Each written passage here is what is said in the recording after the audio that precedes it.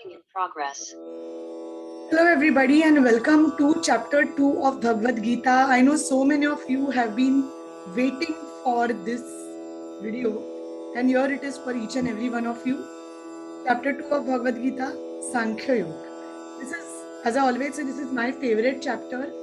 I think this chapter very much summarizes the basics of what Bhagavad Gita is teaching us. Many times when people do Gita Sar, they are referring to this chapter because Bhagavad Gita is much wide beyond just about keep doing your work and don't look at the fruits. We are going to talk about that in a bit. But that is only 1% of what the magnanimous power of this beautiful text is. And I always say Bhagavad Gita is a management book. It is much more than just being a spiritual text. And if you are watching this video, I would say that I would advise each and every one of you to pick the Bhagavad Gita in your house and read it. Because there is so much learning which Bhagavad Gita can offer you. And well, I'm not talking about Gyan or you can't say that I'm not spiritual, because I think these are things which you learn in everyday life and they are going to really help you to live a better way of life. This chapter is my personal favorite. Sankhya Yoga is where Lord Krishna talks about Purush and Prakriti, the aspects of soul, which is very much similar to what we call as the metaphysics. And this is the beginning of how beautiful metaphysics can look like. Let us look at how the chapter talks about and what the chapter talks about. So the chapter begins with Sanjay telling Dhritarashtra that Arjun is not wanting to fight a war and he's there, he's throwing away all his weapons and he's not willing to fight the war. As we know, Arjuna Vishada Yoga, the first chapter where we spoke about how Arjun feels that he will not fight and he's having a lot of dilemma in his mind.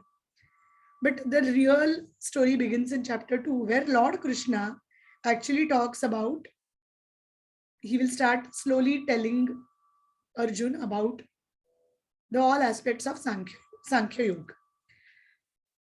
I would say that this is where we begin to understand the aspect of spirituality in the Bhagavad Gita. So it's said that Krishna with its smiling face is giving these thoughts. I think this was the first ever form of where there was Krishna he represents mentor of Arjun, and I believe the knowledge which he's given in Bhagavad Gita is something which we cannot even find in today's world, and I think that has been the base of all spiritual teachings all across. So it begins with where Arjun is saying that I'm not going to fight the war because I will kill all my kith and kin and they're standing next to me and I don't want to be the killer. And your Lord Krishna is telling him in chapter 2, verse 19, he says that you are neither the killer nor the killed, because the Atman or the being is eternal. The self is eternal. It doesn't die. It cannot die. Body is perishable and body will perish, but the true self will never die. Just like how we change clothes. We get up in the morning, we shower, we go to work, we are wearing a certain set of clothes. We come back from work, probably we go for a exercise session, we wear our gym wear. We come back, then we go for a party or for a function. We wear a little jazzy clothes. We come back home and we change into sleeping clothes at night and go to sleep. So just like how we change clothes, the Atman changes bodies, which means throughout lifetimes, we keep on existing through changing of physical bodies. You are way beyond you define as. When I say this is me, we are not referring to the body. We are referring to the self, which is always existing no matter what.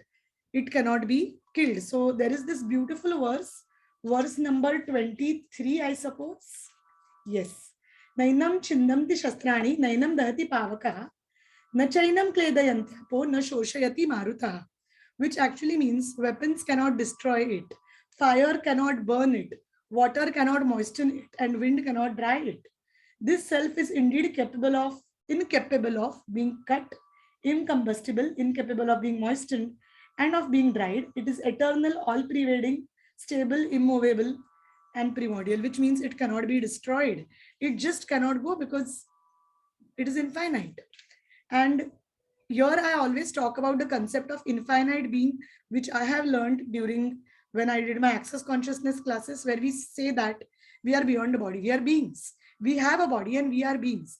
And as an infinite being, we do not have finite possibilities. We have infinite possibilities. One more verse which I would like to highlight here is all about where Lord Krishna says that nothing which is unreal can exist, and whatever is real, it cannot be threatened. So many of us who are reading the Course in Miracles, A Course in Miracles, which is a beautiful spiritual text which I have been reading for the last 4 or 5 years, and there is a part of A Course in Miracles which says nothing real can be threatened, nothing unreal exists. Therein lies the peace of God. Now, chapter 16, Nasato vidyate bhavo, nabhavo vidyate sataha, which means the unreal has no existence and the real has no non-existence. And this indeed talks about that when Arjun is talking about, I don't want to kill, Lord Krishna is just telling him, you cannot kill the self because the self or the Atman is imperishable.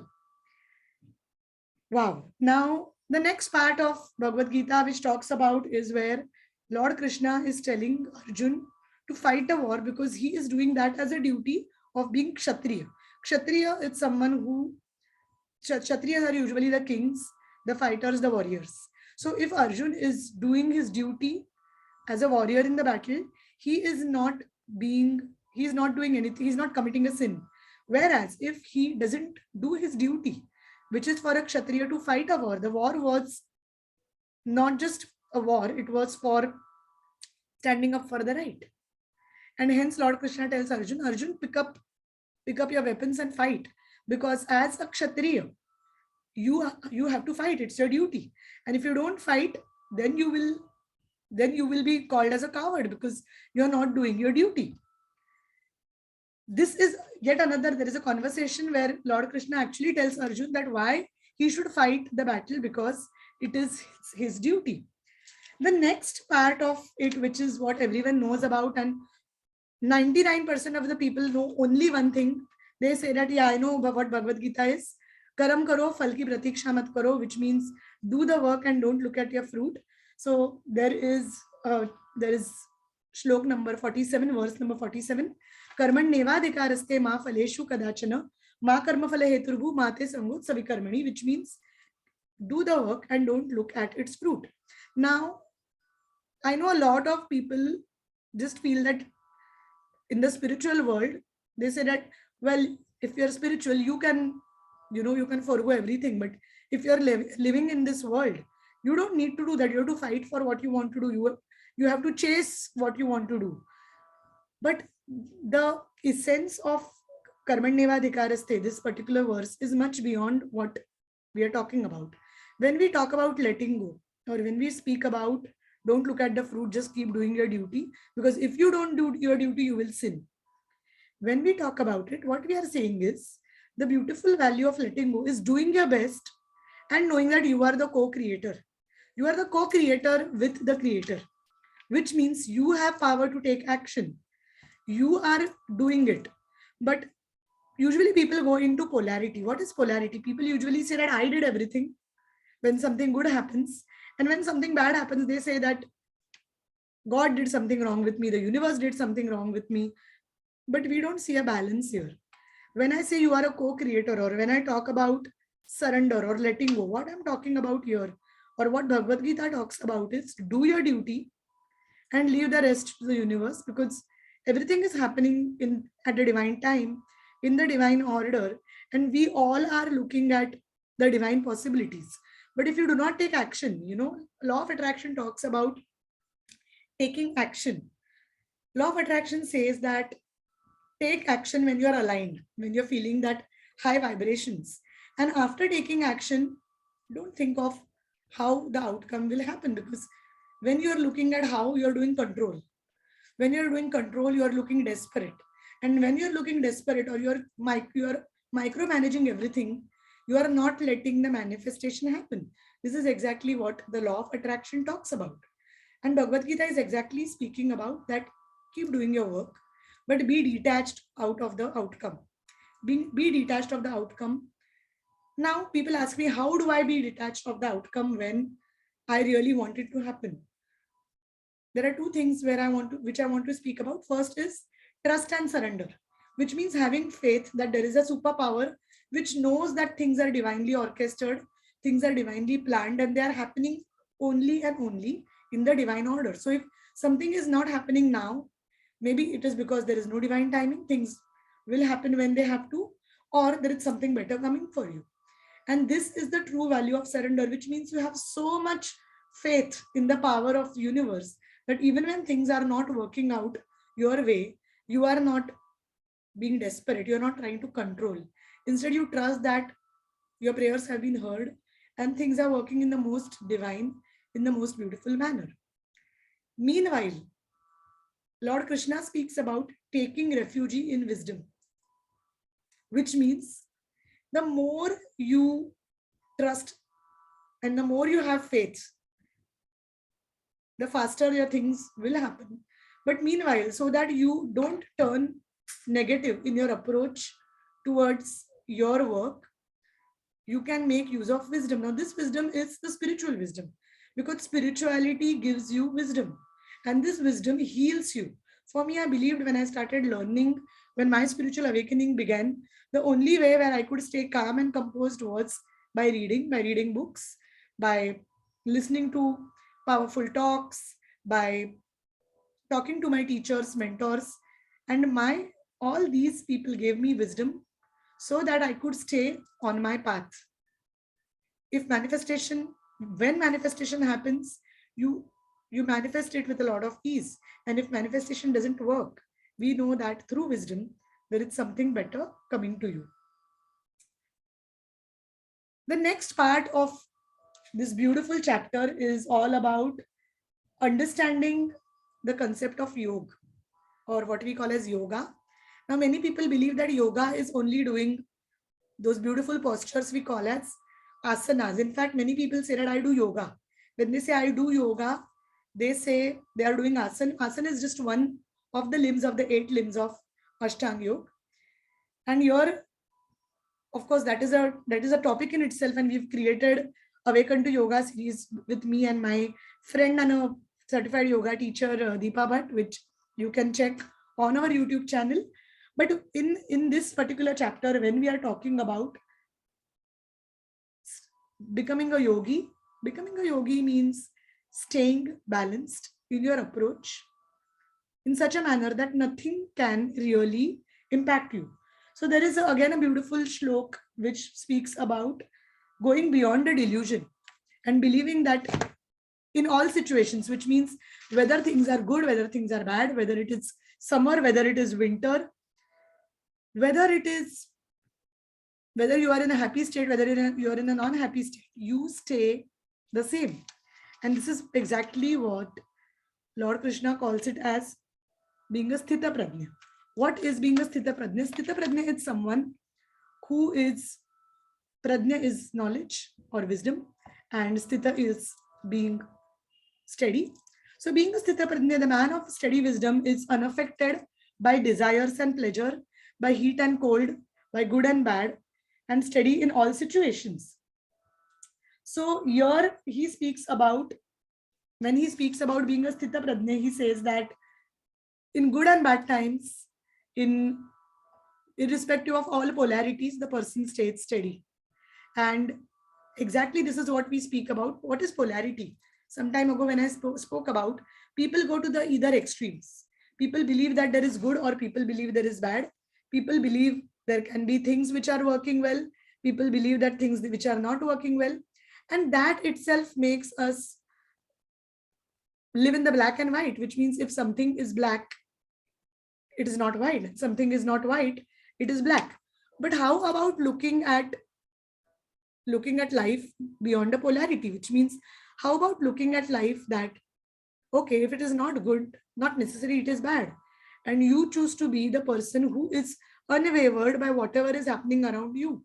Because most people tend to be so dependent on external circumstances is that they do not look deep within themselves. And this chapter tells you that look deep within yourself. Therein lies all the answers. And when I'm looking at all these answers, one thing I realize is Bhagavad Gita takes you out on an inner journey. Because when you are growing in life, you don't need to go up, you need to go inside. Because by going inside, which means by going deep within yourself, that is the route to go up. Because when people are trying to climb the corporate ladder, or you're trying to achieve more things, whether material, whether immaterial, people say that I worked hard, but why did things didn't work out my way? Because beyond a particular point, success is all about inner wisdom. It is all about connecting to your deepest self and going deeper even beyond that. Towards the end, Lord Krishna talks about the Brahmi state, which means this is the state of ultimate bliss. So I'm going to read out this beautiful verse which says that, extolling the path of knowledge that has been described, the Brahmi state, the path of knowledge about the Brahman of this kind, attaining it in person who has become pure minded by worshipping the Lord, is not deluded, does not no more come under the delusion of transmigration. Worshipping is nothing but the path of bhakti. It is often said that knowledge is beautiful, but knowledge combined with bhakti will give you a balanced approach in spirituality. Why bhakti? Because only by having knowledge, people who have a lot of knowledge and only knowledge can even become what we call as they can become proud or vain, and vanity and pride can also cause your fall.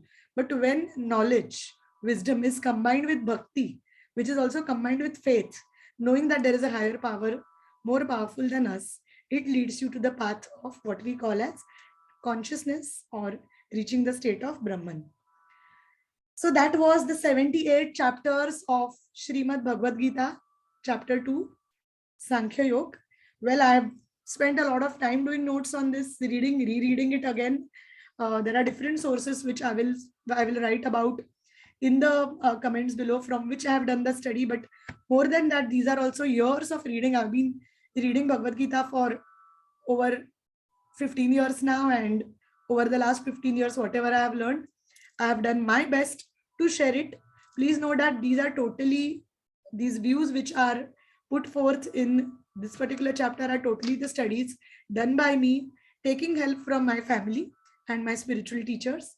And of course, everything is done in the divine order with the blessings of Lord Krishna. Thank you very much for watching this video. If you like this video, please share this with all your friends. I feel more youth need to know about Bhagavad Gita. Subscribe to our channel so that you can find more on Srimad Bhagavad Gita with me, Ashwini Chube. Thank you. Shri Krishnaya Namaha.